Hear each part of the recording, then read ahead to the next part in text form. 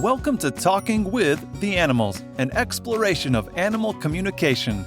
Join animal communicator, craniosacral therapist, and NES practitioner Caroline Pope as she discusses how to understand other species as they truly are, not just from the human perspective.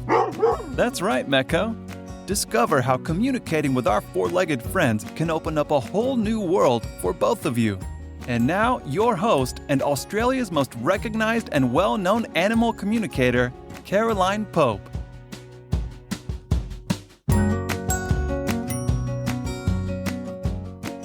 Hello and welcome to another episode of Talking with the Animals. I'm your host, Caroline Pope. Thank you for joining me. Today, I'd like to cover where some very well-meaning owners who love their animals very much failed to protect them. I think this is particularly relevant as we're fairly close to Christmas, and all three of these are certainly something that could happen to people and their animals over the Christmas break, hence my choosing the timing of it now. Now, the first one is a cat I'll call Tabitha. Now, Tabitha's a lovely cat. She was a farm cat, or semi-rural, put it that way, for several years. Her owner, divorced, usual story, had to move much closer into the city, and unfortunately pretty much all she could get at the time was a fairly inner-city apartment on a very main road. So, of course, unfortunately, Tabitha, who'd been used to being outside a reasonable amount of the time and had the run of several acres during the day, she was in at night, had to learn to be an indoor cat. Now, that wasn't too bad, but Tabitha wasn't overly happy. She's a very, very active cat. Honestly, think of a cat on Red Bull, and that's kind of where Tabitha was getting to. And this lass decided she was going to take a very well-deserved, I might add, break. Tabitha is one that was very, very quick. And whenever you opened a door, be it an internal or an external, she was always there trying to get out. Now, I did actually say to this lass, I really think you'd be better putting Tabitha in a cattery, because she is so quick, but she said, no, I don't want to spend the money, and I really don't think Tabitha is going to be happy in a cattery, so I'm going to ask one of the neighbours to come in and feed her and do a litter twice a day. Now, the neighbour she picked is a lovely, lovely lady. Unfortunately, she's in her 70s. She broke her hip several years ago, and although she likes Tabitha and had planned to spend quite a bit of time with Tabitha, I guess you can see all where this is going, she's very slow moving. And of course, second day, as she's going in, Tabitha shot out from between her legs and got out onto the road. Unfortunately, the lady couldn't get her, and you guessed it, Tabitha wound up being hit by a car a day or so later. Before the girl got home, all the neighbours were out searching, but by the time they found her, it was too late. Now, this, of course, is tragic for everybody, particularly Tabitha, but I also feel very, very sorry for the elderly neighbour who was only trying to do the right thing and help out. Now, whilst I feel very sorry for Tabitha's owner, the bottom line is she failed to protect her animal. She set Tabitha up to fail, and Tabitha paid the consequences.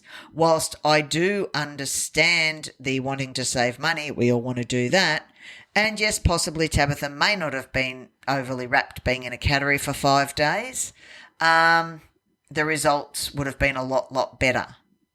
And this is the thing, we all knew Tabitha would shoot through the doorway like the proverbial rocket given half a chance.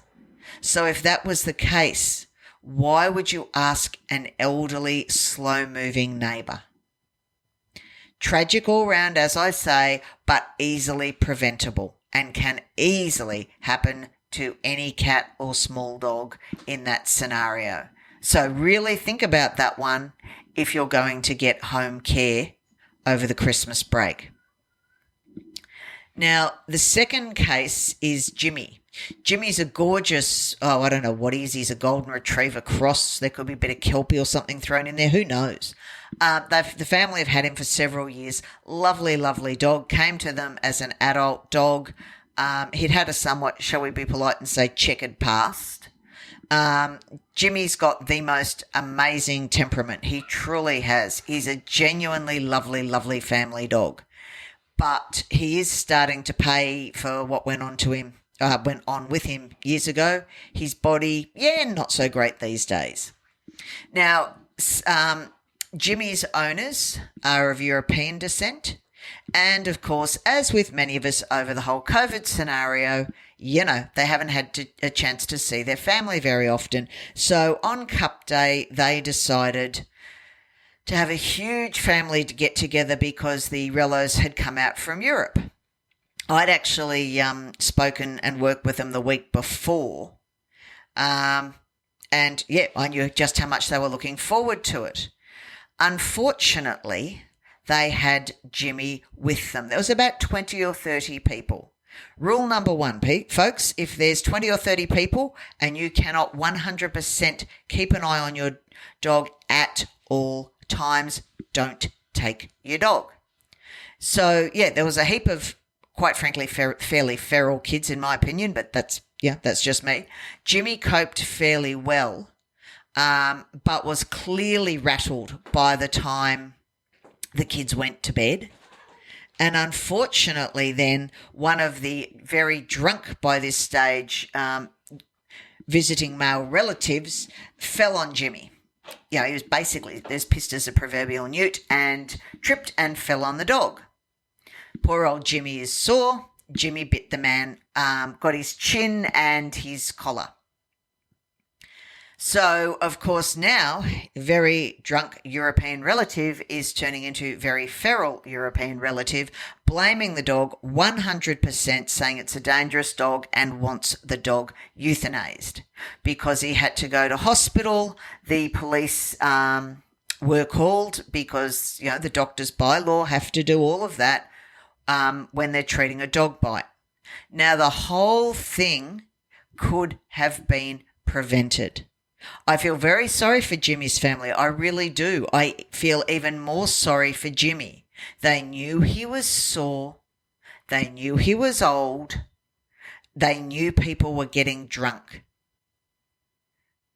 Where if you're having any amount of, be it family from local, overseas, whatever, if you can't protect your dog 100% of the time, the kindest and safest thing for everyone is to lock them in a room or put them away, or if it's a really big party and you can't trust people, either have them with a friend or in a kennel for the night.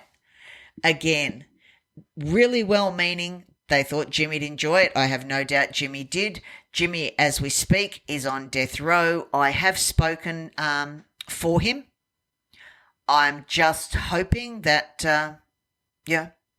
the final call won't be made in this case. And I can promise you Jimmy's owners are going to be paranoid about any dog they have for the rest of their lives, which isn't a bad thing. So again, you can really see, and these were well-meaning, very loving owners, but bottom line, they failed when the chips were down, they failed to protect their dog.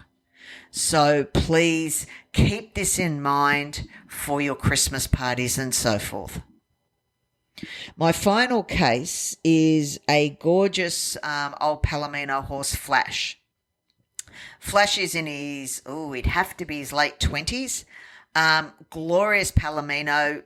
Think of the Barbie doll horse, and that's he actually used to be called that. He was a Western pleasure horse, and he was known all around the traps as the Barbie doll horse because of his looks. Beautiful, beautiful horse. Lovely, lovely girl who's done a wonderful job with him, kept him going, and hasn't moved him on. He's her horse for life. She's ticked every box as far as I'm concerned. Now, she's got a non-horsey partner, or actually, let's be honest, now ex-partner, and she wanted to go away for Cup Weekend with a couple of girlfriends on a girls' weekend. It was a bunch of school friends that, again, haven't seen each other for a couple of years with COVID, and then, life gets in the way with kids and so forth. So they all thought they'd go away over the 4-day weekend. Now, Flash was in with 2 other horses, and she asked her partner, who is non-horsey but knew Flash and had been to the agistment property many, many times, or it's actually private property, to check on Flash every night and feed him. She came back to find a vet in the paddock treating her horse and one other. Turns out that probably I would say the day she left, her bath was one of the old traditional baths that we used to have there, the old stainless steel ones that are often used as horse troughs. And unfortunately, one of the horses has clearly knocked the plug. It's not a self-filling, and the water had gone out. Now, the other people she knew were going to be away for a day or two, they'd come up and found Flash badly dehydrated and very ill. When she yelled at her partner, he'd said, I threw the feed over the fence. I could see him standing over there. I figured he was fine. Never checked the horse properly and didn't check the water. Now, being an older horse, there may or may not be a bit of kidney damage. I'm hoping for everybody's sake that he will make a full recovery.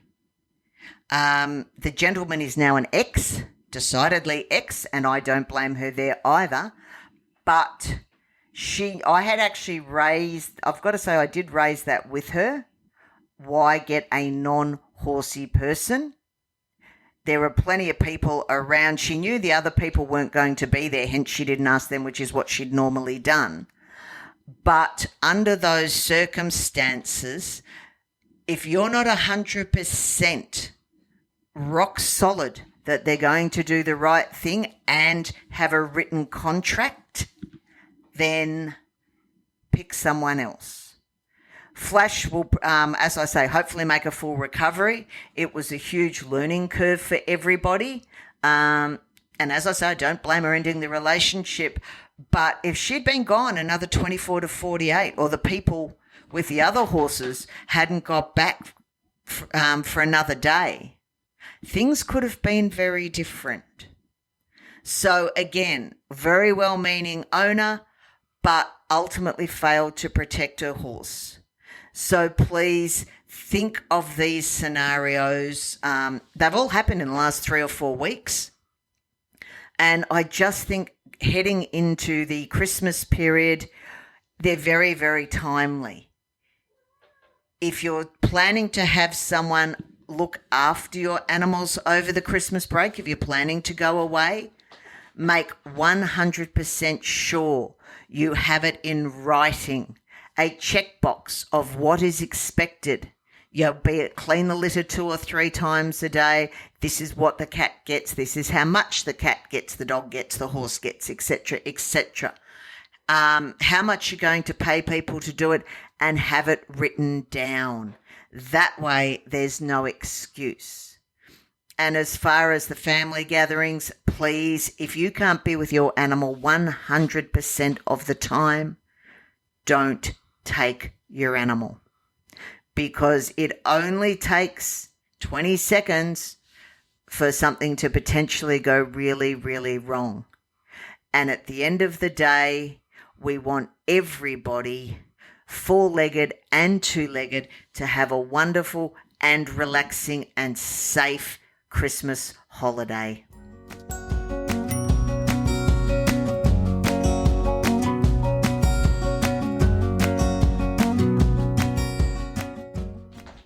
Thank you for listening to this episode of Talking with the Animals. As always, don't forget to like and subscribe. And if you could leave a review, I'd really appreciate it. If you have any topics you would like me to cover, drop me a line. I'd love to hear from you. Until next time, stay safe and remember when you can, talk with the animals. Thank you for listening to Talking with the Animals. To learn more about Caroline and the services she provides, visit caroline-pope.com. You can also find her on Facebook at Caroline Pope Animal Communicator, CST, and NES Therapy. Are you ready to change the way you see your world and the animals in it? Well, we know his answer. Don't forget to subscribe, and see you next time.